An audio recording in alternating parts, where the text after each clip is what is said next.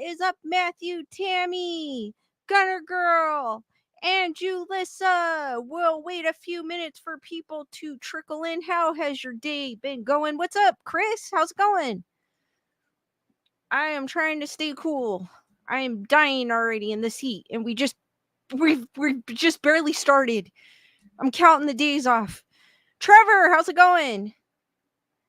I am counting the days for summer to end, and we just barely started, and I'm dying.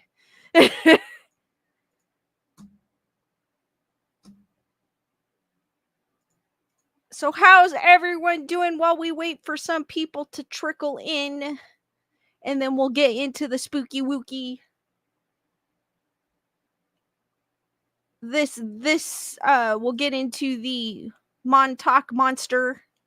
Leonore, what is up? Oh, Trevor, awesome. Watching from the UK. Cool. Carol, how's it going?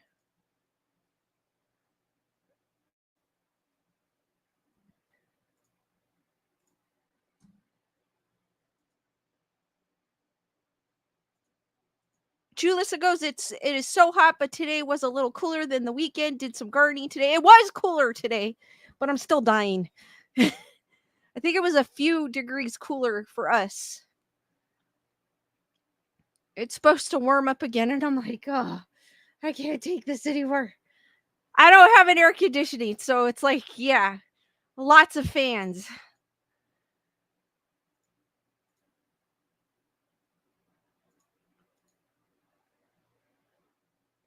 And as I said earlier, I'm thinking, it's only July.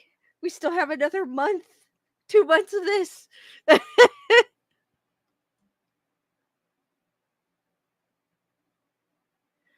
Leonora goes, no, we can't die yet in a few days. Oh yeah. Well, I mean, I guess I couldn't be complaining because other places are hotter. But yes, in a few more days, we will be heading to Mad Monster in Arizona. And then for those of you that cannot make it, I will be streaming. I will bringing the party to you. And as always, guys, Skeleton Duck is somewhere in this background. Just remind me at the end of the stream, before the end of the stream, and I will reveal his location. If you are new to the channel, Skeleton Duck is basically a skeleton duck. He is pictured in the upper right-hand corner. And he is somewhere in this background. Just remind me, and I will reveal his location, because I will forget. I do. Logical Spark, what is up? Gunner Girl goes, be ready for 118. I've been watching the weather, and I know what was it? Las Vegas has been setting records. I'm sure Arizona is too. But I know there's going to be AC, so I'm not worried about it. Julissa goes, yes, in August and September get hotter. Oh yes, it does. I'm already dying, so I'm counting the days off. I am not a summer person. I prefer the cold. I live in the wrong state. All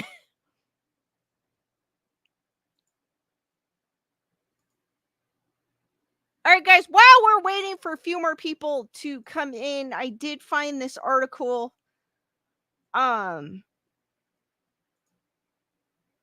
that apparently Sharon and Ozzy Osbourne are delaying their return to the UK after a terrifying incident. I know I read in the past that they were planning on moving back to Buckinghamshire.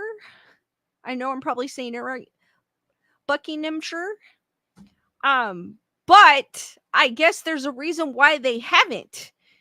I believe they reside here in Los Angeles, if I'm not mistaken.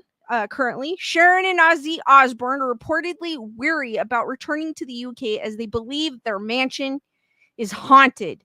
The 71-year-old and her rocker husband, 75, currently live in Los Angeles, but were meant to return to the UK last year. The couple has been working on a 10-part reality series called Home to Roost about the showbiz duo leaving the US to start a new life back in England. Despite the show being announced 2 years ago, Ozzy has still not made the move to Buckinghamshire. Sharon previously revealed how she has been trying to persuade him to leave. Their son Jack shared a possible reason they've delayed their return and claimed the Buckinghamshire mansion is haunted. He dug into the history of the grade 2 listed building and discovered it used to be a psychiatric hospital. Jack said the mansion is effing haunting as S and personally hates being in the home. Jack explains, my friend James or Hame would house sit for us, but that does not sound like a would house sit for us. A few years ago, he was house sitting and his baby had woken up in the night, and he and his wife went in to take care of their baby and heard a woman singing in the house. That is crazy. The family also heard footsteps in Sharon and Ozzy's bedroom and initially thought somebody had broken in. Speaking to the son, he added that was clear as day and it wasn't a dog, it was footsteps coming down the hallway toward us. At the end of June, Sharon appeared on the Howie Mandel Does Stuff podcast and explained the difficulties of getting Ozzy to leave LA. She said, I wanted to reverse it to spend more time in England and come here to LA and visit, like on birthdays, holidays, and stuff like that. And I've been trying to get Ozzy to get out of the house and come to England. I am still trying. When podcast host and comic Howie asked Sharon whether her husband didn't want to leave the house, she replied, he does, yeah, but not a lot. Not a lot. He's having a little bit of tough time. Getting old and not being well sucks. Ozzy was diagnosed with Parkinson's in 2003 and has had his fourth spinal surgery in September 2023. Since then, he has been working on his health and mobility. A BBC crew has been filming the family since January of 23, and executives promise they will finally head back to the UK later this year. I don't blame them. I wouldn't want to move if all that's happening. Brandon, what is up? Lise, how's it going? Joanne, what is up?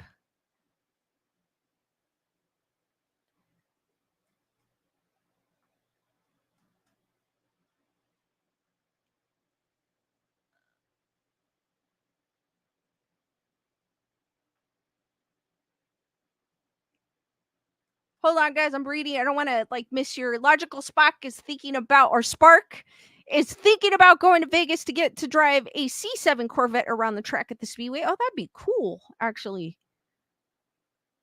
I know I say Spock. Sorry, logical Spark. I apologize. Joanne goes, hey, everyone. We are expecting lots of rain here in Ontario over the next couple days. Thanks, Beryl.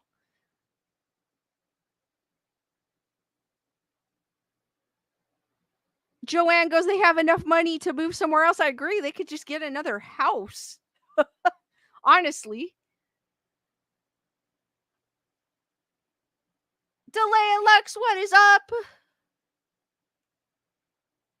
Joanne goes, it's just a ghost.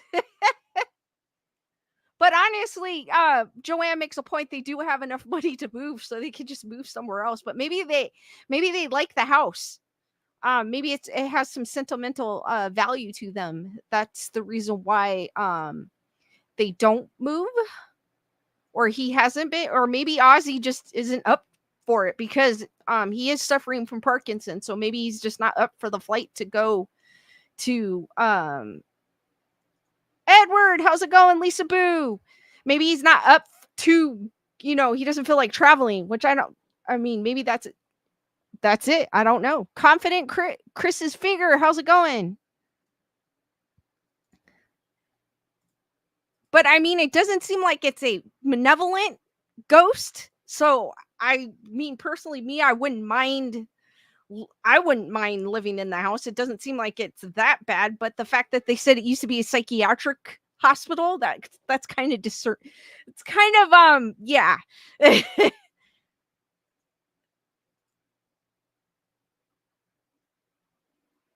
Oh, it's funny. Joanne, the fact that you mentioned raccoons, I leave cat food out to feed the neighborhood cats, and I thought it was one of my neighborhood's cats when I went out because I just saw a shadow. It was dark out, and I just saw a shadow, and I was like, "Oh, is that you?" Because I thought it was one of the cats. And then around the corner, I see the raccoon just staring at me. And it was funny. He slowly All you saw was his head come over and then went like this. I thought it was hilarious. Leonore, thank you for that super sticker. Hearts for Leonore, guys. Thank you, Leonore. I appreciate that.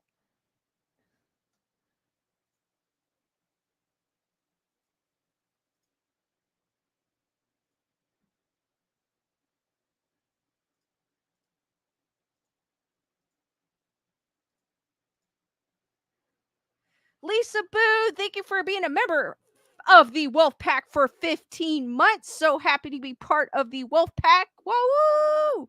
Hearts for Lisa Boo as well. Julius, I agree. Raccoons are so cute but scary at the same time. I figured the raccoon would have attacked me already if it was bad. But he just kind of looked and was like, oh, it's you. And then he went back.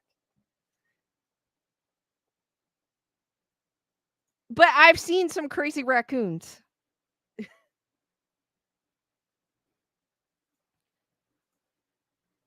All right, before we get into the Montauk Monster of Long Island, have any of you guys heard of the Montauk Monster? It actually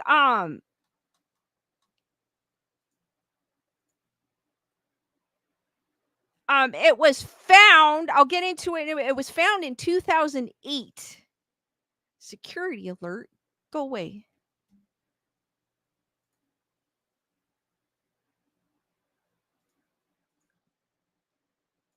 But before I get into that, I have one more article to share. Matthew has heard of it, so has Chris. I have never heard of it.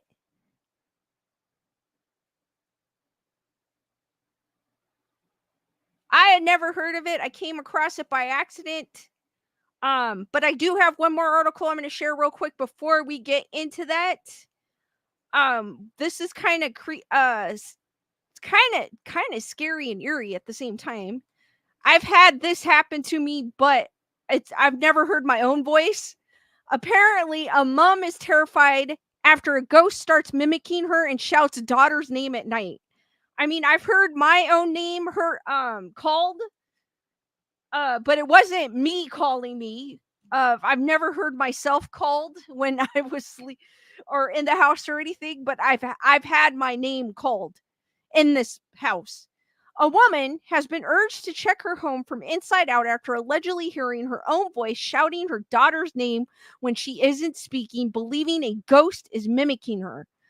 A woman got the fright of her life after allegedly hearing her own voice shouting her daughter's name in the middle of the night. However, she claims she wasn't speaking and was instead awoken to the sound of a paranormal entity mimicking her. The moment terrified her so much that she took to Reddit for advice.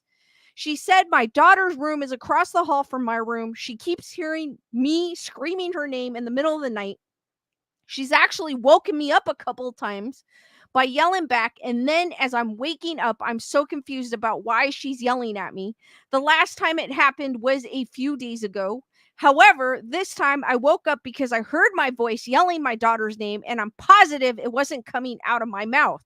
Admitting it freaked her out. The woman who lives in Ontario, Canada, says the aircon units in each of their bedrooms are usually so loud you cannot hear anything coming from another room.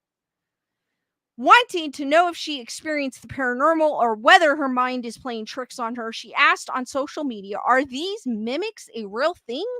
What happens if you answer it? Or what can happen? Why are there such things if they are real, and what do they look like? Commenting on her post, one user said, I had a mimic actually. Everyone in my house has had an occurrence with it. It was a wild dude. Another user added, no clue about the paranormal aspects, but I would suggest checking your house inside out to make sure there isn't anyone else hiding. Like the one article I had shared last on my previous stream on Saturday, where there was an actual person in the wall, like hiding out in the walls. That was creepy. I've read so many stories of people hiding in secret compartments of a property and living there without the owners noticing. After this, I suggest getting a GoPro camera or any camera that is able to record for a long time. While a security camera might seem good, those don't record at all the time, just when there's movement in the camera. find one that does continuous recording or is sound activated. I would also suggest you check your carbon monoxide alarm and make sure it's working. You're not being affected by a leak. If all else fails, contact a priest or whichever religious leader of your choosing. A third user said maybe set up a camera in your room so it can record you sleeping so you could see if it's actually you calling out or not. Ghost or not, it's certainly a scary situation to be in. That is freaky. Have any of you guys had that happen to you where you've heard my camera is like freezing? Yeah, it is. That's weird. Have any of you guys had an experience where you've heard your name called? DeLeo goes creepy as heck. Joanne goes, I've awoken to someone calling my name. Lisa Boo goes creepy.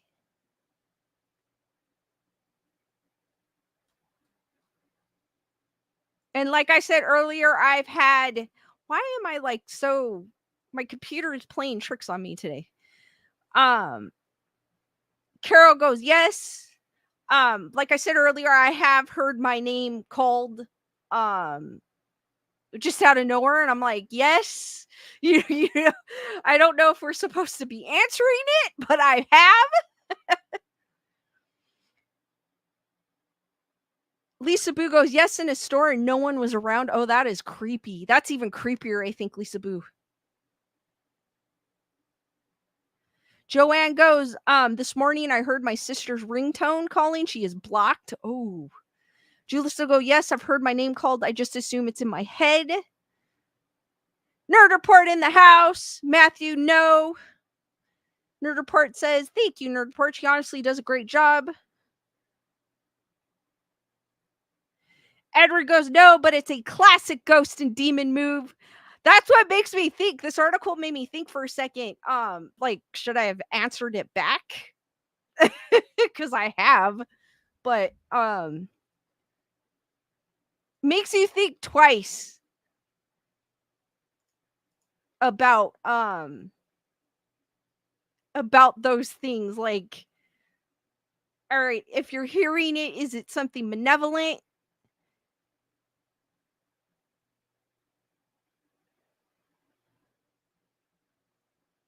Leonard goes, I hear knocks, try to ignore, but sometimes I answer, leave me alone. I've heard knocks too. I've heard it twice. My bedroom door, needless to say, I do. Well, I've always slept with my door locked anyways, but needless to say, especially after that, I do sleep with the door locked. I make sure it's locked now. But that's the crazy, that's the crazy thing about it. So it makes me think.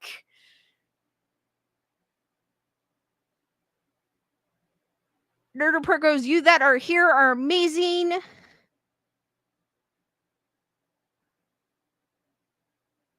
Nerd goes, so many are MIA nowadays, their loss. Gunner Girl, thank you for that super chat toward the pizza fund. Thank you, Gunner Girl. Hearts for Gunner Girl, guys. Thank you, Gunner Girl. I appreciate that.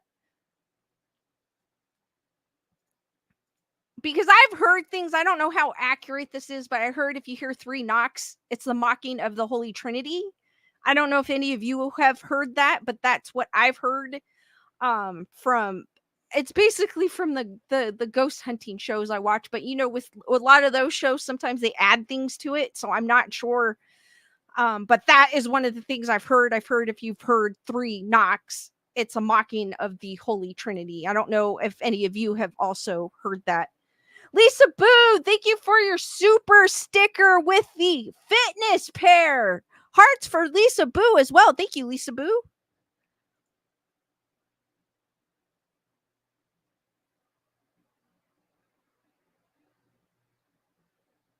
Leonardo goes, it's me half asleep between awake and dreams, and I'm like, let me sleep.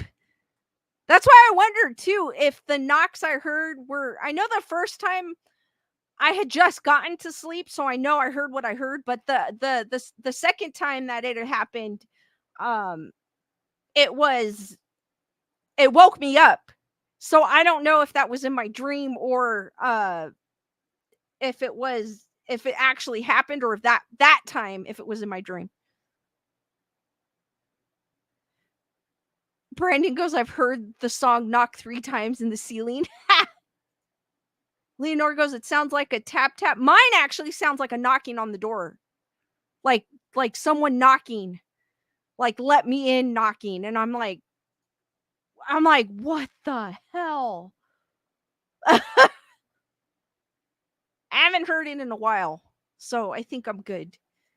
Or another thing I'll hear, and I don't know if it's my imagination. I have in my house, I have this it separates one part of the house to the front part of the house, and there's like a door. And I could have sworn I heard it opening. And it's been more than once that I've heard that. But I don't know if it's my imagination. Like I take it as my imagination because I don't hear any footsteps or anything. So I'm like, oh, that's my imagination. But I've heard the door open. Joanne goes, 3 knocks. Christ is rocking at the door. Quite a common theme in memorial stained glass windows. Julissa goes, don't ever open the door. Oh, hell no. You know I won't. I don't. Trust me. Brandon goes, if you ever hear just whisper, what's the password? Scare them back.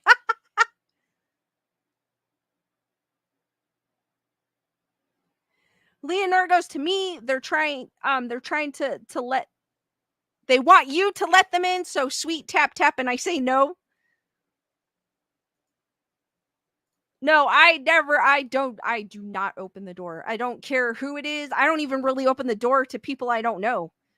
I kind of wait, for, I'll wait for them to leave because I could see them on the camera because I have a camera on the front door. But nowadays it's like you never know, even if they're dressed up as an Amazon driver, you don't even know if they're an Amazon driver half the time. I've heard too many horror stories about criminals dressing up as, cops, whatever it may be, like an Amazon driver, and getting into your house that way. I'm like, nope, I just don't open the door at all unless I know you. That's the way to stay safe.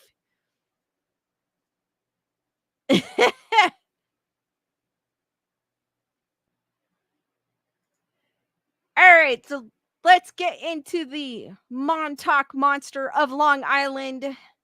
This is kind of a crazy story.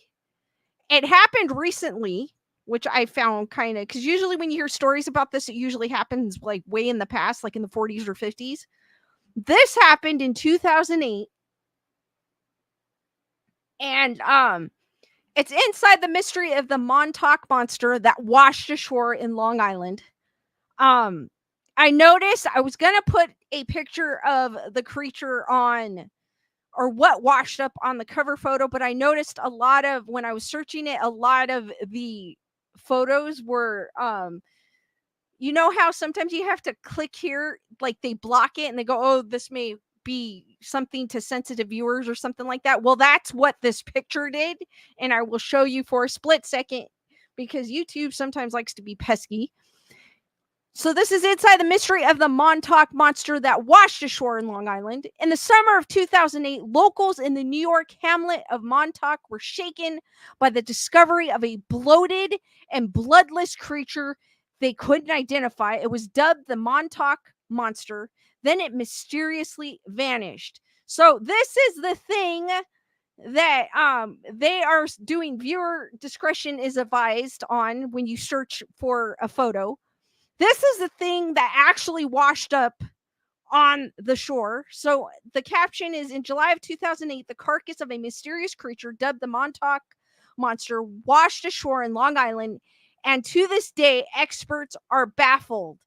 So this is what washed up on the beautiful beach in Long Island. It's on the ditch plains. If you guys aren't familiar with New York, I have never been to New York, but here is a picture of like what the beach looks like. I kind of almost got it with the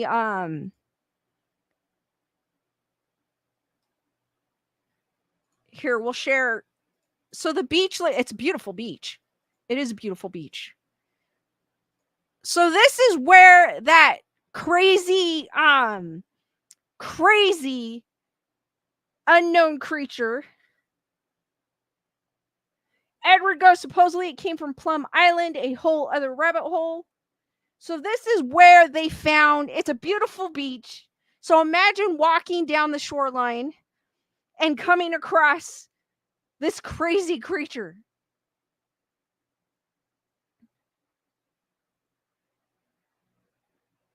Joanne goes, kind of looks like a dog. First of all, I was looking at it, I thought maybe it was a pig or something. But like the face doesn't look like a pig.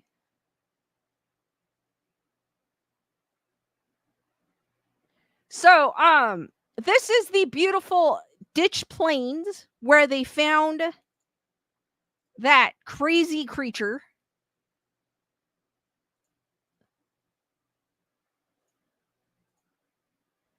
It is a beautiful beach. And they found this. At first I thought maybe it was a pig because it kind of does look like a pig, you know, the body wise, but the head doesn't and the feet don't.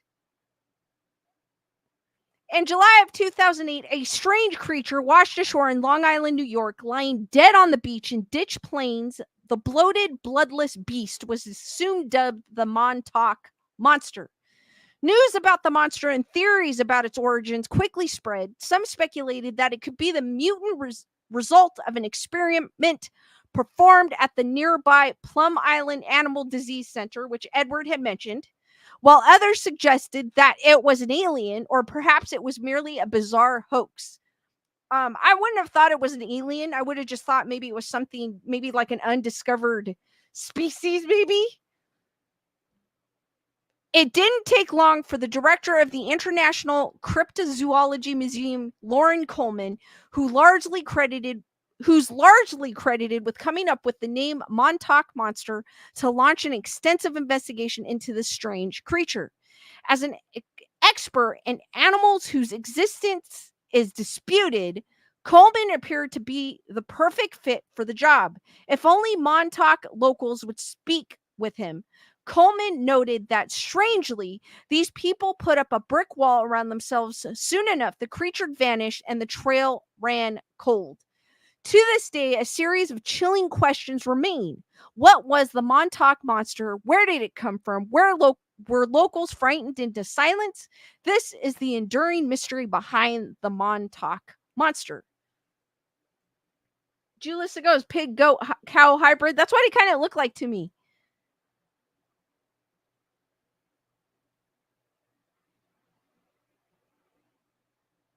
Matthew goes, all the water around it took off a bunch of hair and stuff.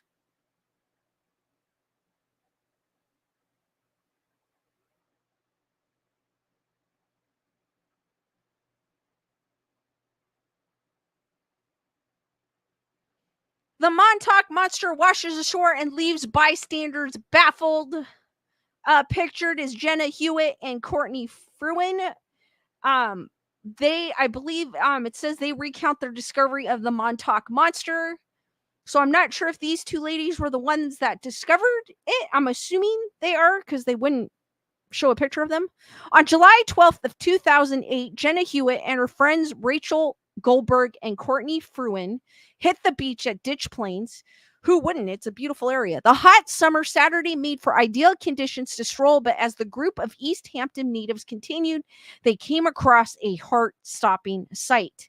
It looked like a sun-baked dog carcass with strange bindings around its legs, but it didn't seem like the right size to be a dog, and instead of a snout, the creature seemed to have a beak. Hewitt took a picture of the dead animal, which then spread like wildfire across the internet. The East Hampton Independent was the first media outlet to cover the bizarre find. Their story, published on July 23rd with the cheeky headline, "The Hound of Bonachville," which is a play on the nearby area of Bonakers, and Sir Arthur Conan Doyle's The Hound of the Bakersville, made some local waves. But things truly gained steam when Gawker published its Dead Monster Washes Ashore in Montauk blog post of July 29. Of course, that would grab a bunch of people's attention. D Nice, what is up? D Nice goes, platypus. Lisa Boo goes, whatever it is, it's creepy. It is creepy. Matthew goes, it's missing skin from its face. It is. It's like kind of, ugh. But still, though, even with the missing skin, it still looks crazy. The 87-word post was full of snark and heavily suggested that the Montauk Monster was a marketing stunt, but the bizarre photo made an impact and the story hit the national stage, appearing in outlets like Fox News and the Huffington Post. Conspiracy theorists around the globe perked up, and Coleman, who had a finger on the pulse of weird animal discoveries, was among those who wanted to know more. But by the time Coleman arrived in New York to inspect the creature, its carcass was nowhere to be found. It appeared that somebody had purposefully removed it, sending suspicious onlookers into a tailspin. Investigating the Montauk Monster yields more questions than answers. So this is a picture or a video of the Plum Island lab, which is where they think it came from. I am not familiar with the Plum Island facility. Hopefully this article deep dives in it. If it doesn't, I will find an article to describe it, because I've never heard of this either. Coleman was unable to see the creature with her own eyes. According to one local, the creature had decomposed beyond recognition. Now it's just skull and bones. Before a guy who Hewitt refused to identify took the carcass into the woods near his house. Hewitt has since declined any further interviews. Meanwhile, the three young women who'd found the monster allegedly seemed to vanish from the media as well. Coleman was left with few clues to work with. It almost feels like they paid them off to like disappear. like someone wants to cover it up, so they paid them off to make them disappear. Sounds like something out of the X-Files here. Although the locals who claimed to have seen the decomposed carcass before it vanished said it was no bigger than a cat, and any conclusions of its origin and identity would now have to be theoretical, because now the body mysteriously disappeared. What's up, Bernadette? Lisa Bugo's DNA sampling? It could be. As such, some experts have come to view the whole situation as a farce. According to William Wise, director of Stony Brook University's Living Marine Resource Institute, the creature was likely either a coyote or a dog that had been in the sea for a while. He added that the creature was likely not a rodent, sheep, or raccoon. Others posited the creature was a turtle without a shell. No, that's not a turtle without a shell. But Wise disagreed. Turtles don't have teeth, where the Montauk Monster certainly did. I would have never thought that was a turtle without a shell. I don't know. I wouldn't have gone to that conclusion. On the other hand, rumors have spread that the beast was an escaped mutant from Plum Island's nearby Animal Disease Center. Local cable reporter Nick Layton said he spoke with the three women before they shielded themselves from the media, and said their talk on July 31st included coy chatter from the Plum Island narrative, and that Goldberg showed him an alternative photo of the creature from an entirely new angle. Nick Layton visited the Plum Island facility 2 years after the Montauk Monster scandal. He reported that security was so tight that it seemed unlikely anything could escape. Layton added that he had to get government approval in order to bring a TV crew along with him, and that the crew wasn't allowed to take anything from the facility, including an open bottle of water. Emily, what is up? Joanne goes, I hate that animals are used for testing. Me too. It's kind of sad. I've seen where they've rescued animals and pigs in general. I've seen that, and to see all the marks that they have on them from the testing of different cosmetic products, or what might be whatever they're testing on. It's kind of sad to see that they're doing that to them. And I go, yes, they're just an animal, but animals have feelings too. Animals are very loving creatures. We don't deserve them. We don't.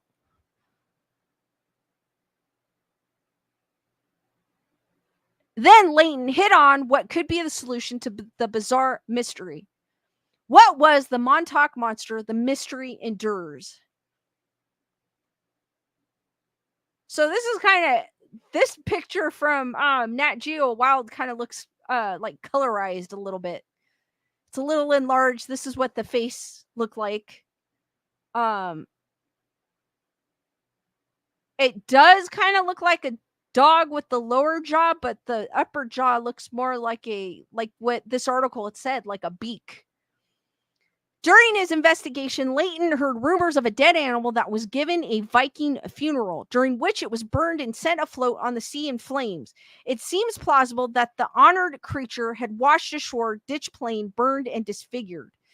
This theory gained credibility when an unidentified local told reporter Drew Grant that they had found a dead raccoon on nearby Shelter Island in late June of 2008. This creature was honored with a Viking funeral, not merely exploded for crass entertainment, they said. In the interest of full disclosure, this did happen shortly after a waterboarding endurance competition and just before a clothespins on your what? Just before a clothespins on your genitals challenge held among friends. I don't want to know what that entails. So, what is a Viking funeral? It does not explain in this article. Give me a second, because I've never heard that.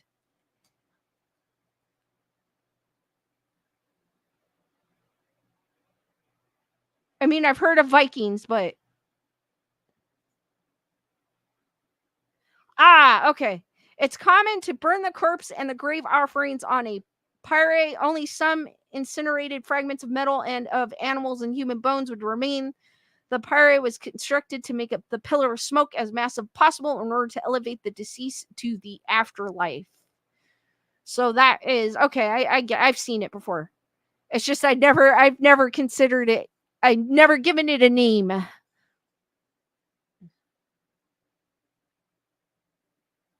Matthew goes, they put you on a boat on fire. Yes, or like I don't know. If you guys have seen a lot of movies that taken place during the Renaissance period where they put uh I guess they put the body on top of a bunch of wood and burn it. That's that I've seen that. But the boat thing I haven't really seen. So it's similar. Yeah, it's similar to that. Lisa Boo goes, it's a raft on fire and in water. Thank you, Matthew and Lisa Boo, for the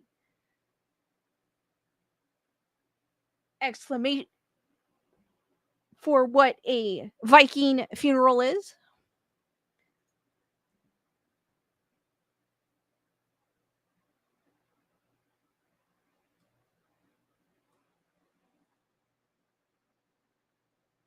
So, I guess they're saying the most logical explanation appears to be a Viking funeral for a dead raccoon found on Shelter Island. And Shelter Island is in this picture. That is just a weird name for an island. I'm sorry. I feel like if you go to Shelter Island, you're definitely going to encounter ghosts just by the name. I don't know.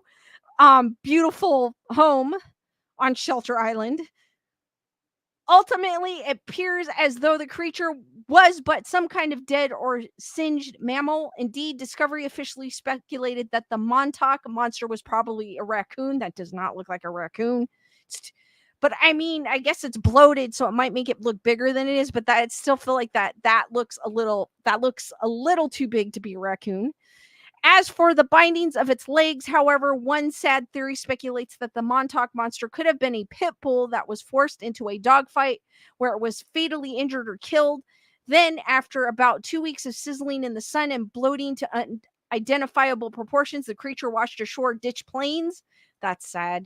Even Coleman concurred with the explanation in his opinion. The Montauk Monster does not belong alongside the ranks of the Yeti and agrees that it's likely a raccoon.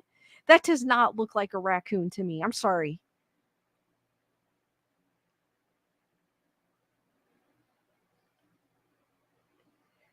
This article or the caption under this photo saying, though the features of the Montauk Monster resembles those of a raccoon, some remain unconvinced that the explanation is that simple. Guys, do you think this was a raccoon? I don't think it was a raccoon.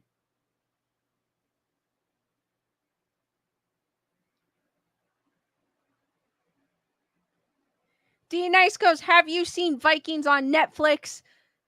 I think I saw bits and pieces of it. Like, I really couldn't get into it. Like, I tried to watch it and I just never continued it, type of thing.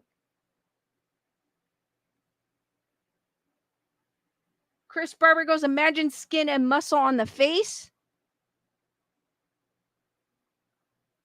I don't know. For even with that even with that, it's bloated. It looks like it's got muscles, like it's ripped. Like look at the shoulder on it. Doesn't it look like it's ripped? Like it can bench press 250 pounds. Like it does. I don't think that's a raccoon. Jalissa goes, not a raccoon. Joanne says a dog. Looks more like a dog. Lisa Boo goes, that's what I was thinking. Gunner Girl goes, definitely not a raccoon.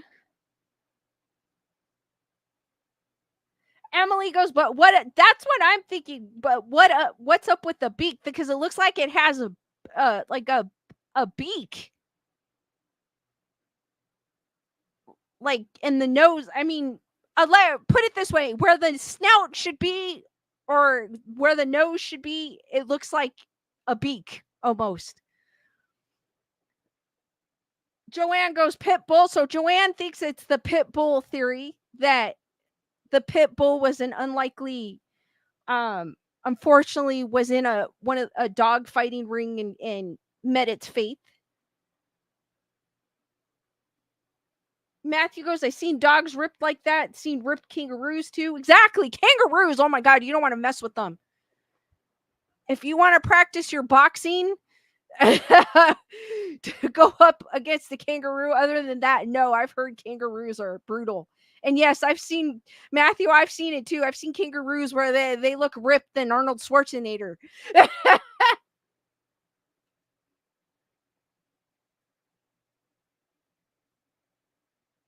Chris Barber goes, the muzzle has no skin. That's bone, not a beak. Joanne, it's the angle of the photo. It could be. It could be. However, the carcass was never examined or tested, and of course, the dead raccoon burned on a raft theory remains disputed. Some remain adamant that the creature was something else entirely. Indeed, the isolated tip of Long Island has been home to other alleged paranormal events, such as the Montauk Project, which supposedly launched time travel experiment at the Montauk Air Force Base. Oh no, that area is like filled with mystery. When Ellen Killoran wrote about the Montauk Monster for The Observer in 2008, an acquaintance told her that Montauk is a place with a lot of secrets. For reporter Drew Grant, there's nothing else to do but accept the fact that the legend of the Montauk Monster will remain unsolved. It's going to be one of those mysteries forever. So, this article mentioned the Plume Island facility. It did not go into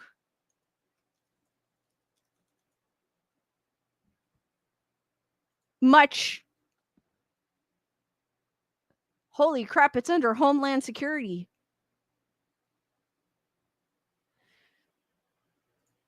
Since it did not go in depth about what that was, I have an article here.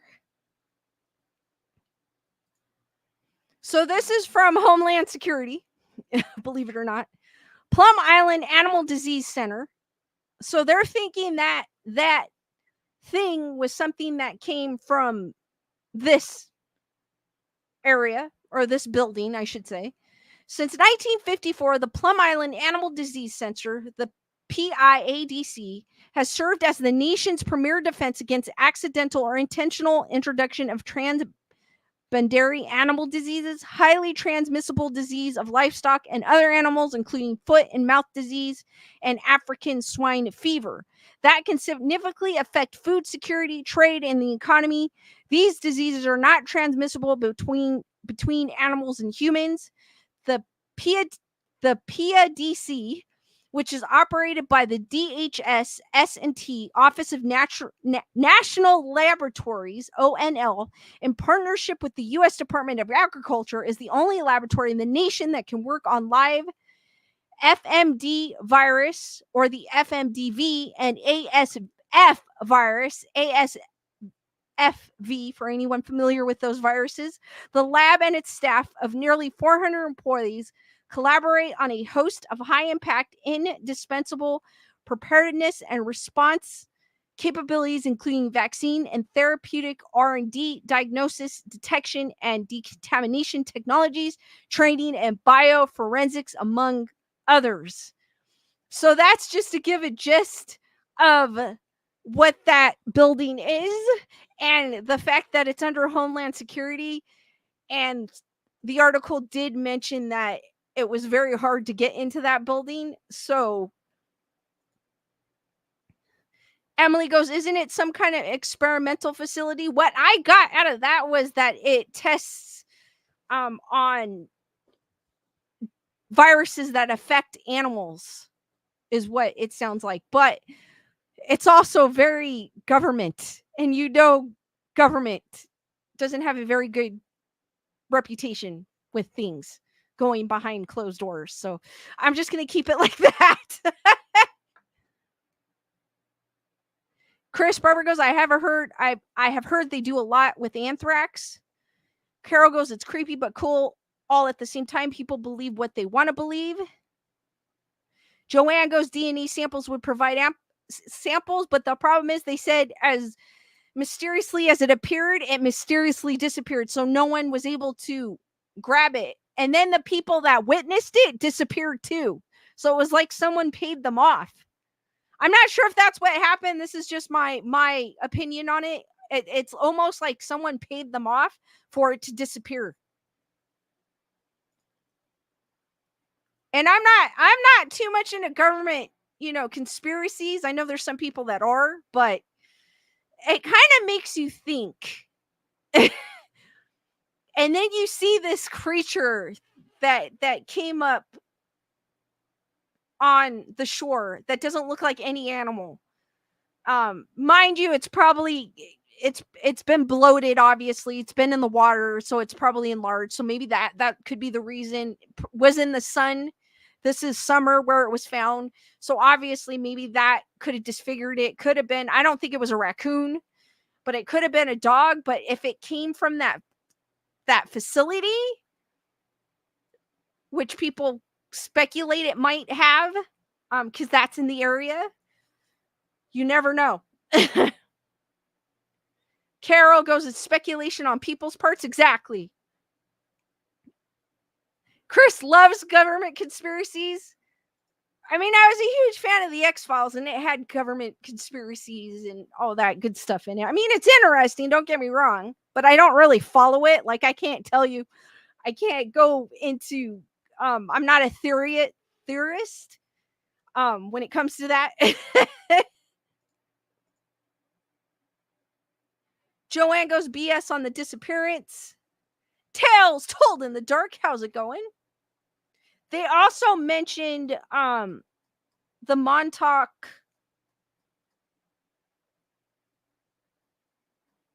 which is also in that area. Hold on. The Montauk Project.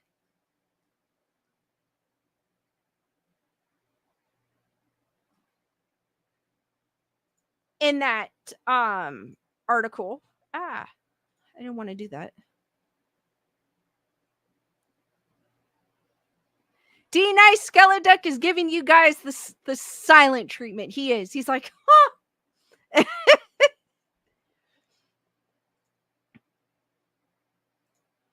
So that article, I'm going down a rabbit hole, guys. I wasn't planning on doing this, but the article did mention this. So let's go more in depth about it. Might get you kind of familiar with the area.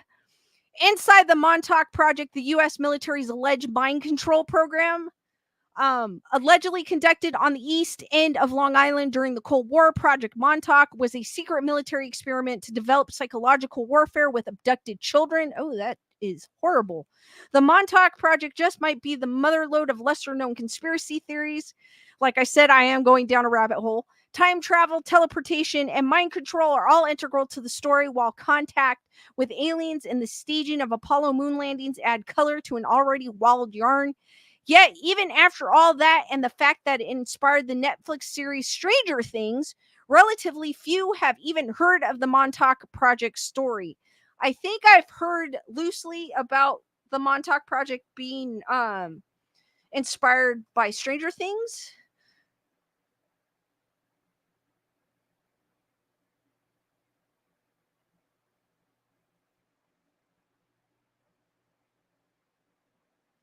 So, how is it that the Montauk Project, which purports that shadowy elements of the U.S. military turned a pair of military installations on the far reaches of Long Island into a hub of illicit, chilling research into the paranormal, has gone overlooked?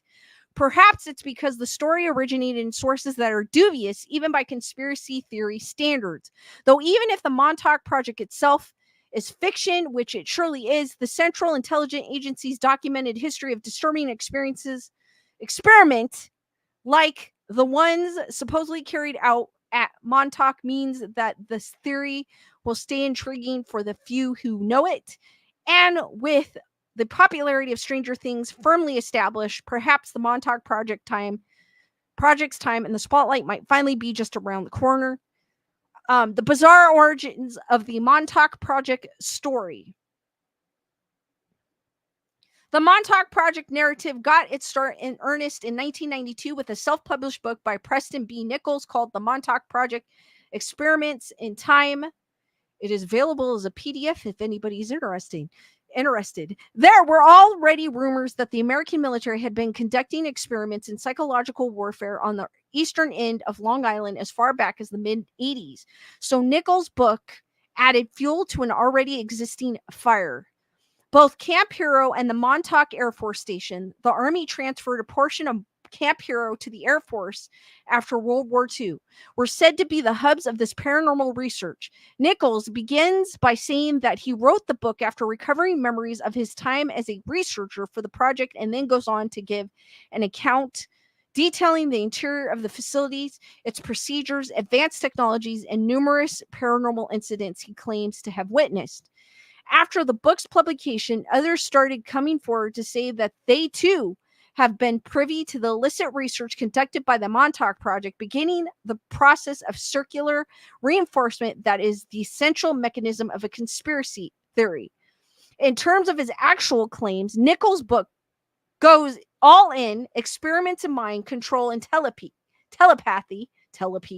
opening space-time portals to other dimensions, contact with alien life, and abduction of runaway children, all under the authority of a U.S. military program financed by oh my God, I can't read today, by Nazi gold recovered during World War II.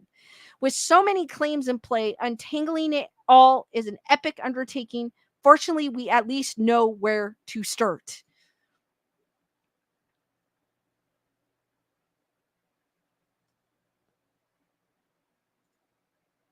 The Philadelphia experiment, which I had done a video on, some believe that the U.S. Navy's alleged research into radar invisibility in 1943 not only made the USS Elbridge vanish completely, but actually transported to Norfolk, Virginia. The story of the Montauk Project intersects with a long-standing and somewhat well-known conspiracy theory regarding the so-called Philadelphia experiment of 1943. According to lore, the U.S. military was trying to find ways to bypass Nazi radar during World War II by using electromagnetic fields. The various versions of the story say that the military successfully developed a technique that rendered the USS Elbridge, stationed at a naval shipyard in Philadelphia, not just invisible to radar, but completely invisible to the naked eye. What's more, the ship was supposedly then transported through a hole in space-time to Norfolk, Virginia, more than 200 miles away. When the Elbridge reappeared at the Philadelphia shipyard several minutes later, some crew members had been fused into the bulkheads of the ship or had materialized inside out. Those who weren't were driven insane by the disorientation they experienced while the ship was in a so-called hyperspace bubble that existed outside of space time. Carol goes, some of this sounds like the movie Suspect Zero. Good movie. D Dice goes, tongue twisters are the best. I know they are. Ugh. Nearly all of the key details are either disprovable through obvious chronological inconsistencies or violations of the established laws of physics. Moreover, no two retellings of the Philadelphia experiment story are ever the same, and people who actually served on the Elbridge in 1943 dispute the story entirely. Nonetheless, this conspiracy theory has been bouncing around for a few decades before it helped give birth to the Montauk Project story. A tale of two portals from the Philadelphia experiment to the Montauk Project. In 1984, a schlocky, otherwise forgettable B movie was made about the Philadelphia experiment, aptly titled The Philadelphia Experiment. I have never seen that film. I don't even remember it. I have to see the trailer for it because I don't even remember it at all.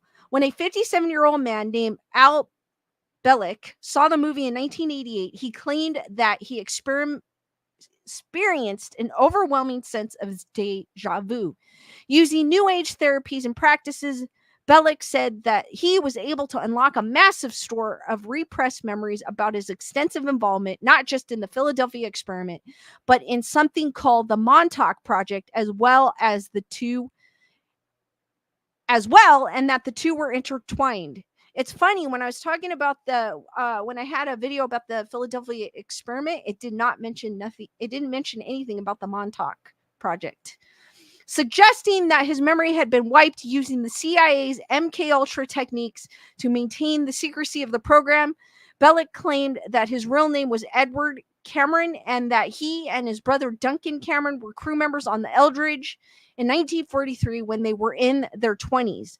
Bellick told his story to the audience at the Mutual UFO Network conference in 1990, saying not only that the Philadelphia experiment was real, but that he and his brother were aboard the ship when it happened.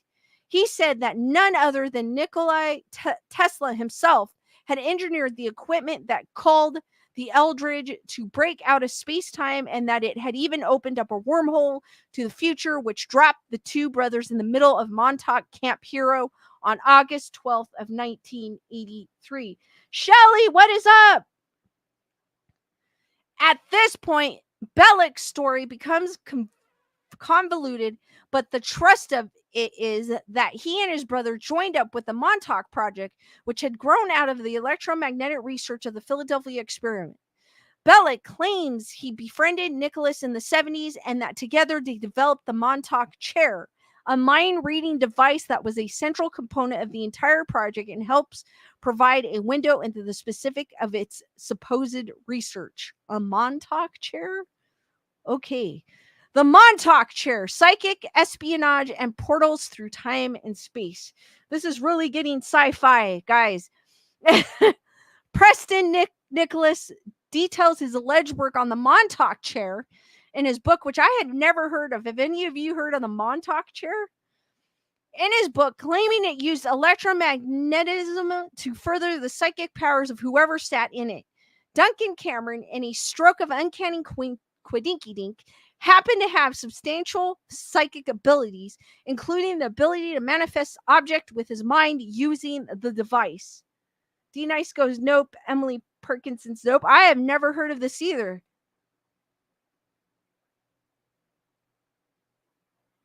Carol goes, now it's sounding a lot like the Philadelphia experiment.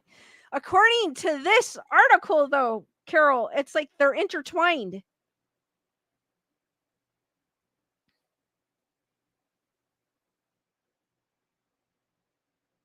Matthew goes, a lot of the Back to the Future stuff, like Doc Brown, when the chair is like Doc Brown's helmet from the first film. True.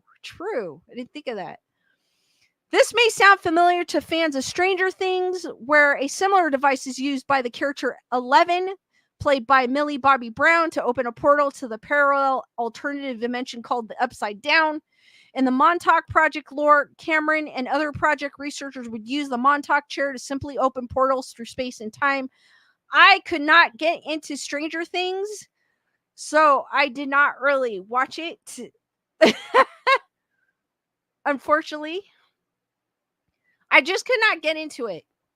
Nichols described another experiment in his book that is curiously similar to remote viewing, a paranormal concept that was actually researched by the CIA and also included in Stranger Things. Nichols writes, the first experiment was called the seeing eye. With a lock of a person's hair or other appropriate object in his hand, Duncan could concentrate on the person and be able to see as if he was seeing through their eyes, hearing through their ears, and feeling through their body. He could actually see through other people anywhere on the planet. I feel like this is plausible because if it could be I feel like it could be plausible. I don't know.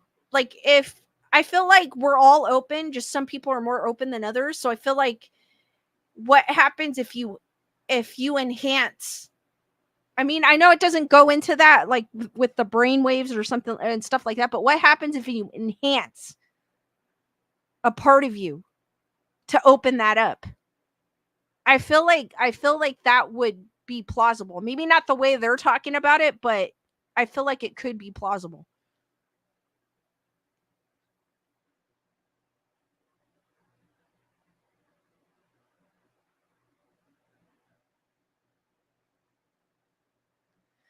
But more so than remote viewing or any of the other claims Nichols makes, the one about the abduction of young children, some no older than 4, to use as subjects in the Montauk Project's various experiments is surely the most shocking. Nichols referred to these underage abductees as the Montauk Boys and said that they were snatched off the street or even taken from their homes. That is sad. According to Nichols, these children were so psychologically broken down by the Montauk Project that most would forget all about their time at Camp Hero for the rest of their lives. And the stories of the Montauk Boys only become more intriguing when someone started coming forward to confirm them.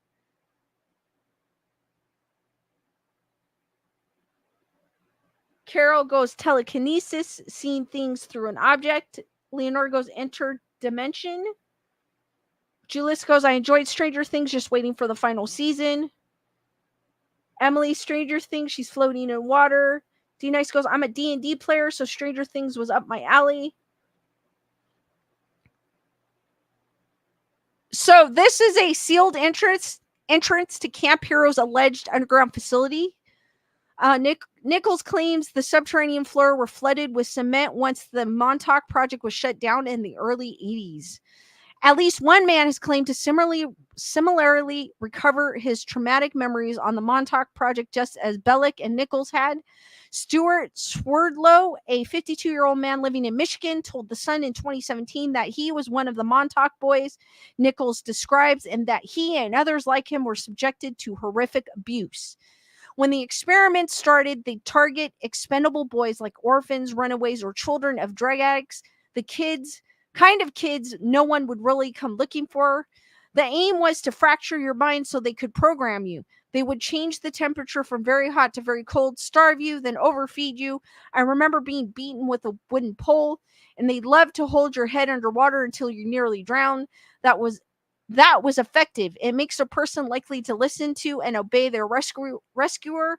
They also used LSD to put out our brains onto an altered state. That is sad. But I could see if that would make someone more susceptible to obeying. It's kind of like it's torture in a way. It's awful. Swerdlow added that he also observed project staffers SA-ing the children in order to break them down. What? Swerdlow even alleged that he and other Montauk boys were sent to Mars and back to biblical times via the project's portals. In the early days, as they were perfecting the coordinates, a lot of boys were simply lost, he said. I still have nightmares about it today. I wasn't there when the Montauk chair was shut off, but I felt it like I had suddenly been unplugged from electricity. Whoa. The end of the Montauk Project and the true story behind Stranger Things.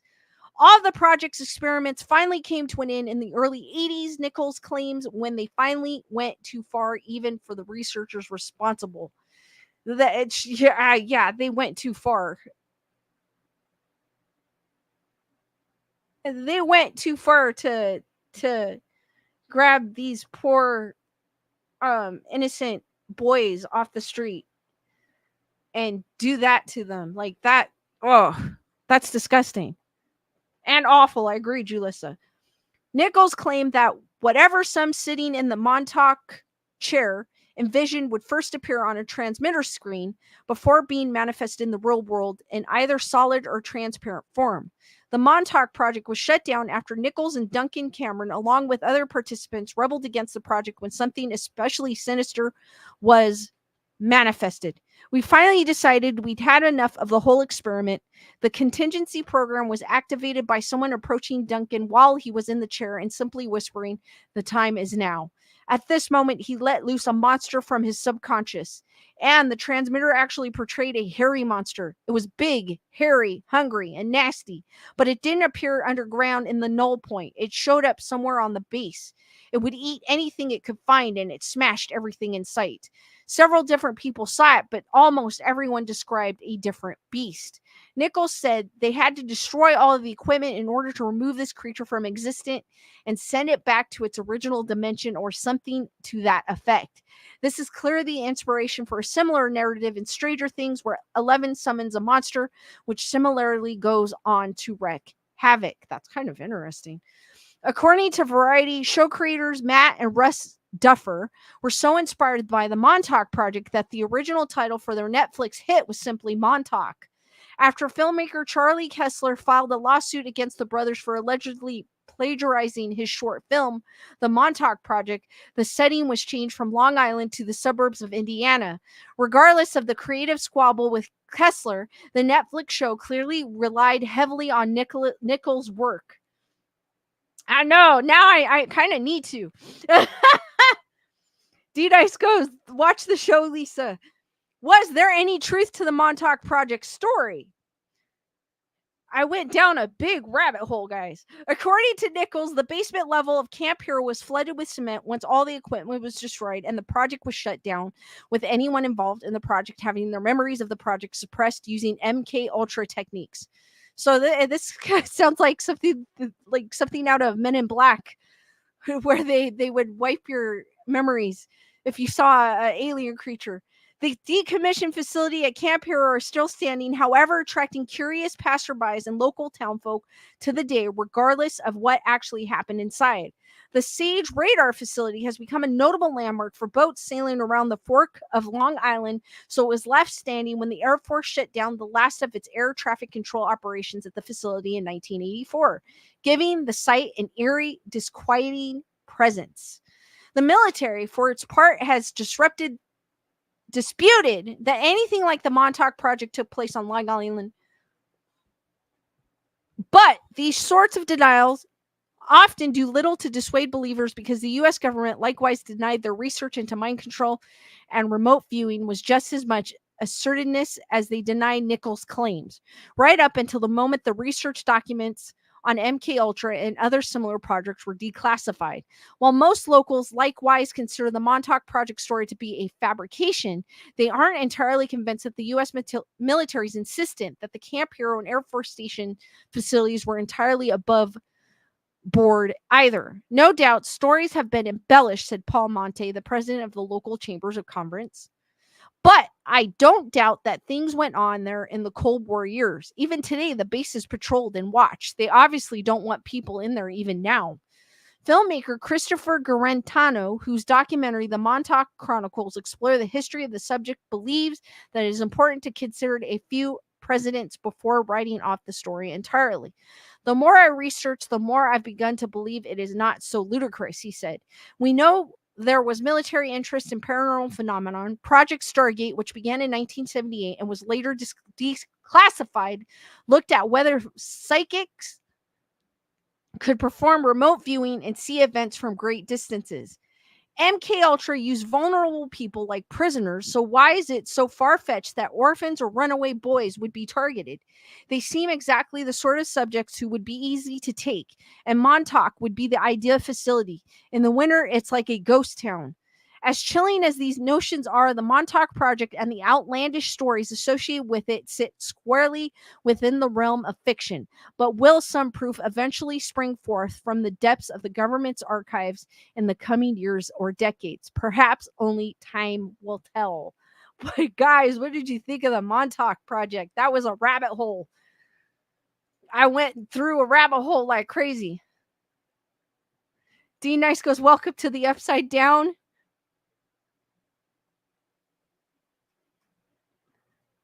Carol Smart goes, that's what I was thinking. The neuralizer. That was crazy rabbit hole that I went through. It's kind of interesting to see that Stranger Things it was based on that. It's kind of cool. And that they had legal trouble and they had to change it. It's kind of crazy. It's crazy to think. I mean, I don't put it past the government that these things were happening. Of course the government's going to deny it without a doubt. Of course they're going to deny it. It's sad what you know what happened. Julissa goes, I thought Stranger Things was all science fiction. D Nice goes, is your mind in a blender now? That's crazy.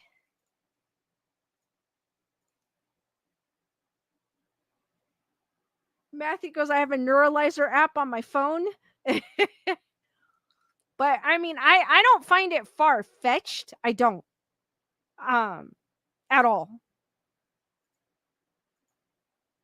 Even with the Montauk Monster, I don't find it far fetched. There's an I don't think it's something alien, but I do think it's probably from the testing, the Plum facility.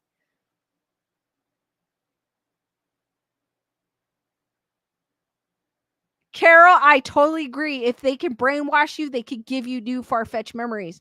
They basically like put you in flight. I want to put it this way. The way that I get it, they put you in flight or fight mode, which basically eventually you start to break down, and then that's when they can have control over you. I do believe that could happen for sure.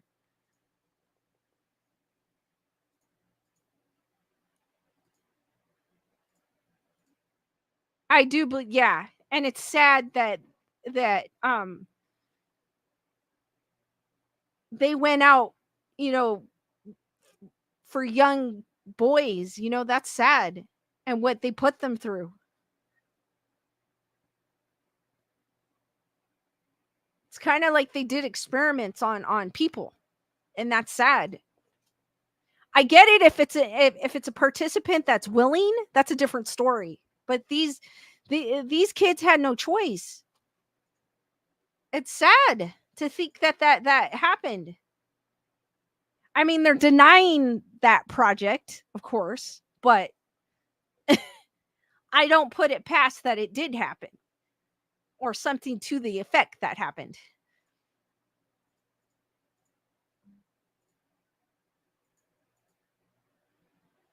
And then something just woke up in one of them and he was like, wait a minute, I remember. It's crazy. Emily Parkinson's, of course they are. Yes.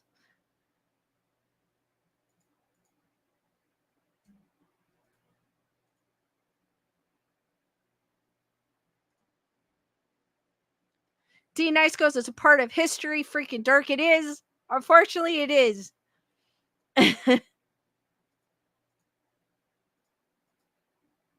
I mean, I'm hoping that stuff's not happening now, but you never know. Wake Sheaf Berry, what's up? Probed. All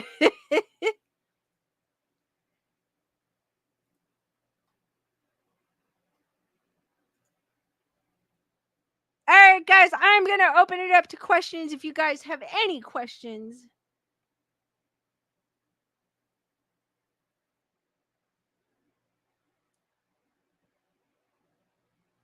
If you guys have any questions, feel free to ask.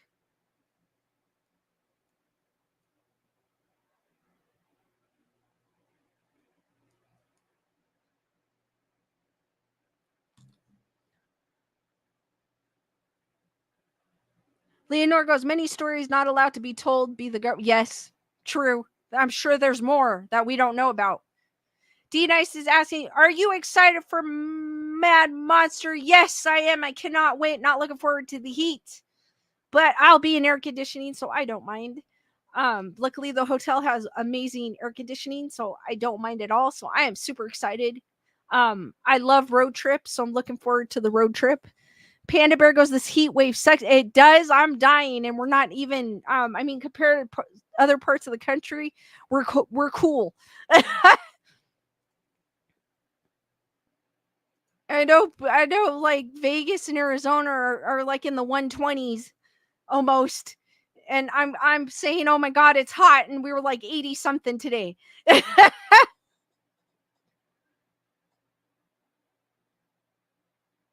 Emily goes, if that was happening, then imagine what's going on now. Oh, yes. That's why I said I can't imagine. I mean, if that was happening then,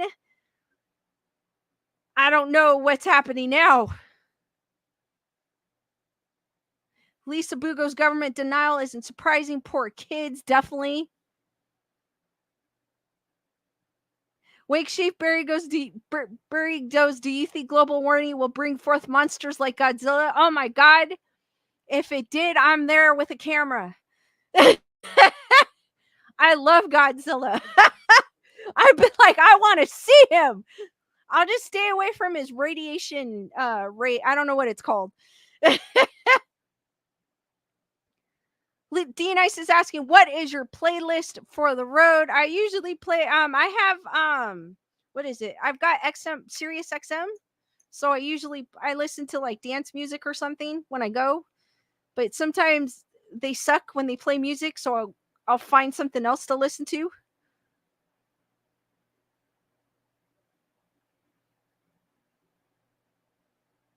Carol goes, when people do tell, the others tend not to believe because it's so far-fetched from the normal thinking. Exactly.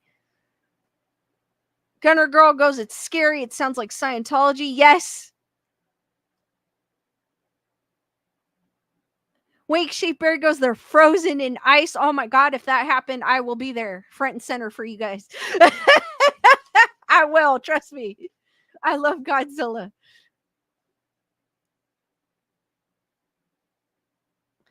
Julissa goes, I would hope that people are better informed now and experiments on people aren't happening. They are doing it.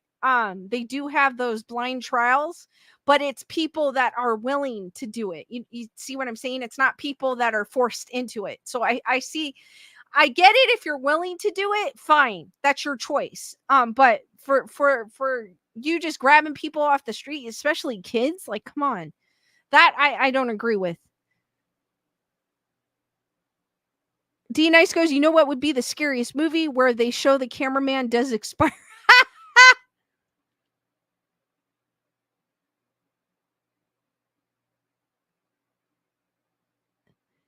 Matthew goes, Sideshow has coming soon a life-size Grogu, also life-size Anzelin. Bad baby, no squeezy. Lisa Boo's asking, have you heard of the Morgan Newsom haunting in Edmonton, Alberta? It's an hour away from me, so heard of it? No, I have not, but I am going to look that up. And I'll share it. I like talking about let me write that down because I find those interesting.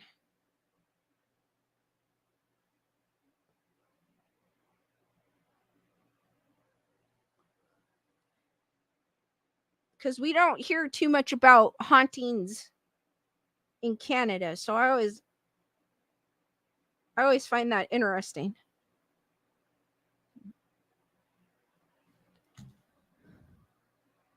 Lisa Boo goes, she's a paranormal investigator now. I'll look that up, Lisa Boo. That sounds cool. Daisy, what is up? Okay, everyone's asking for Skeleduck. They're saying the damn duck, the pinche duck.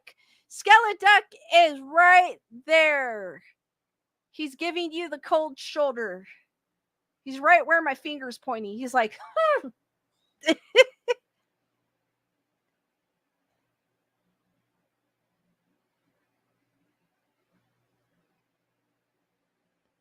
D-Dice goes, I would have had a ton of questions if the duck was closer to the left.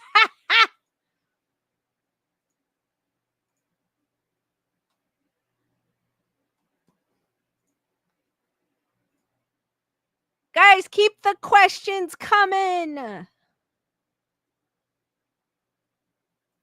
Wake Shape Berry goes, Canada must have some good haunted sites with piracy, etc. I don't hear too much about Canada, so when anyone mentions Canadian hauntings, I'll look it up because it's something I've we don't hear much of here in the States, so I always find them interesting.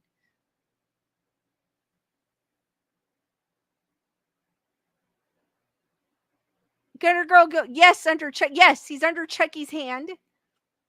Chucky is petting the duck. Yes, D-Nice.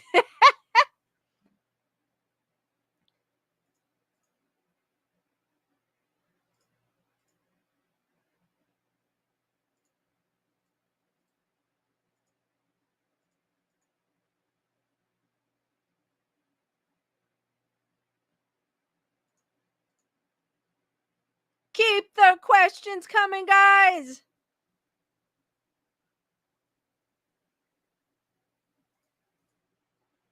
Stay on for a few more minutes.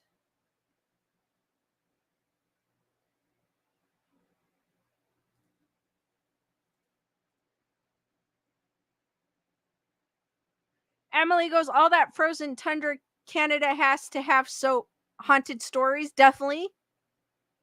Panda goes, there's a lot of haunted places in Europe for sure. Julissa goes, Canadian people are too nice to have hauntings in Canada.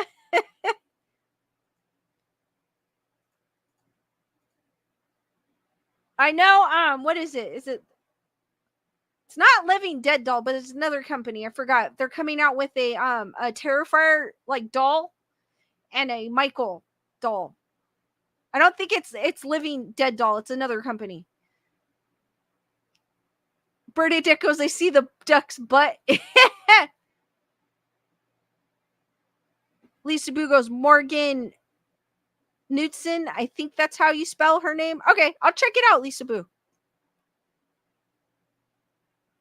Wake Shape Bear goes, oh, do you ever go wild camping? Spooky wild camping videos are no, I have not. But I've seen some scary like camping videos of what like because some YouTubers like to do compilations, and they do the compilations on like Mr. Nightmare. He does compilations, and some of them, I don't know if he specifically did it, but one of them did one about camping stories, and they were creepy. Panda Bear goes, the duck is mad at us. Yes, he is. He's like,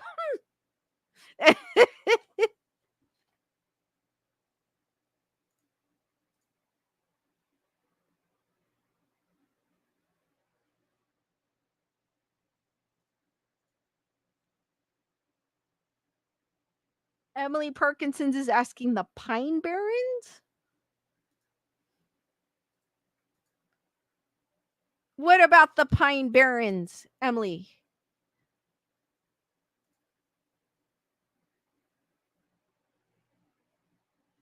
D-Dice goes, I'm not asking for hauntings while camping. I get too many here on the mainland.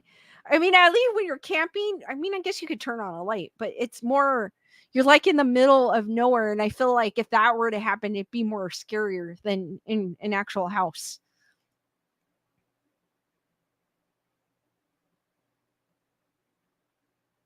That yes. I if I ever had a paranormal experience out in the woods, I'd be creeped out. I'd be thinking crazy cults. I'd be thinking all kinds of things. I'm like, oh my god, there's a crazy cult.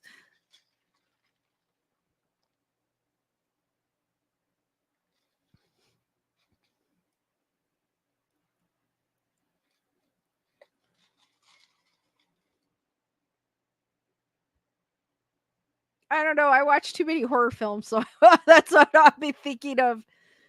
There's either going to be like a Jason type slasher out there in the woods with me, some crazy cult, or the land is haunted, and there's this disgruntled spirit that's trying to find its way home.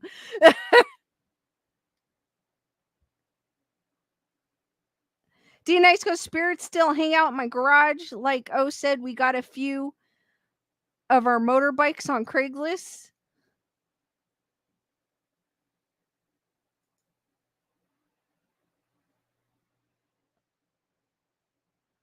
Like I said, is what D Nice said. Lisa Boo goes, our local theater is haunted. Wake Shape Bear, yes, or Bigfoot is annoyed. One of those. Emily Perkins goes, Pine Barrens in New Jersey, haunted or Jersey Devil creature. Oh, yes, I've heard of the Jersey Devil. I should talk about the Jersey Devil. I don't think I've been talked in depth about the Jersey Devil. The only reason why I know about the Jersey Devil is because it was mentioned in an X-File episode. And I'll never forget the Jersey Devil after that. Leonor goes, dude, sleeping in a tent, somehow it feels like something touching you outside.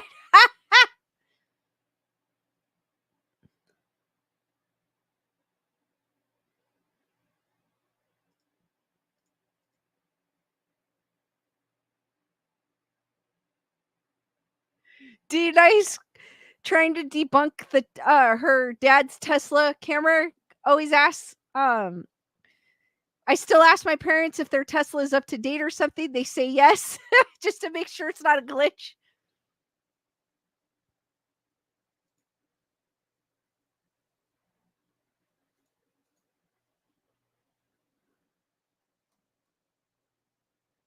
Daisy Matthew is in here somewhere. And Brandon.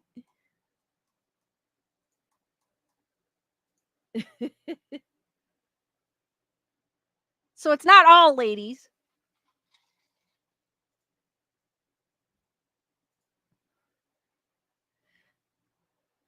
I know, I still need to. I need to do that Tesla test. And actually take it somewhere random. Matthew's like, what? What are you guys talking about?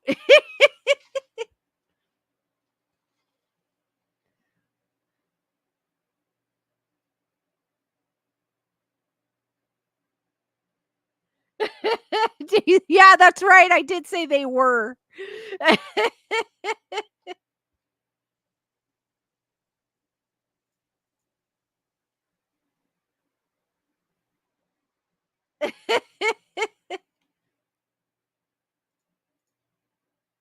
All right, guys. Any last minute questions before I end this stream?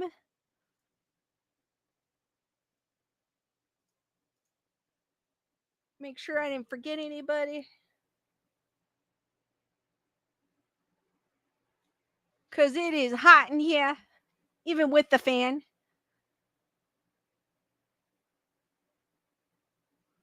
I need one on my face, but I don't want to put it on my face because it'll go through the mic. Julius is asking, when is my next hike? I've been lately what I've been doing is just been walking around my neighborhood to save gas because gas is so expensive. So I haven't decided yet, Julissa. I will eventually get back at it. But lately I've just been walking because I have a very hilly neighborhood, so I just been walking the hills here. But I know I will go on one soon. I just don't know where yet.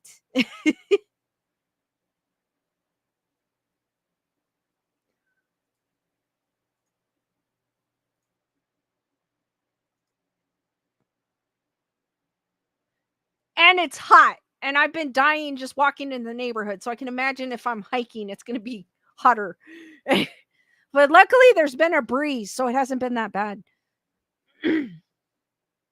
Wake Shape Barry goes, you know, extreme heat means alien invasion according to the 50s B movies.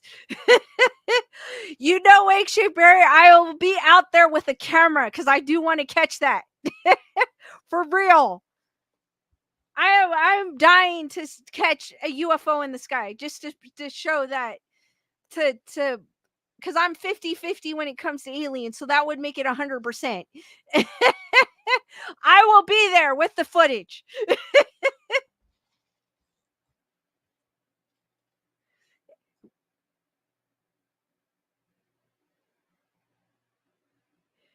and Godzilla for sure. Definitely. I'd rush out. I don't care where it is. I'd try to make it to Godzilla. D Dice goes reminder charge. I will. D Dice. You never know what will happen. I agree. I will. All right, guys. I'm going to end this stream. Thank you for joining me on this edition of Grayson Report. I will probably most likely be streaming next from Mad Monster. We will get there Thursday. I'm not sure when I will stream. I may go on Thursday, but just keep an eye on my socials. I will post on my socials. And guys, stay spooky, sweet nightmares. And I will see you on the next one. Good night, guys, and thank you.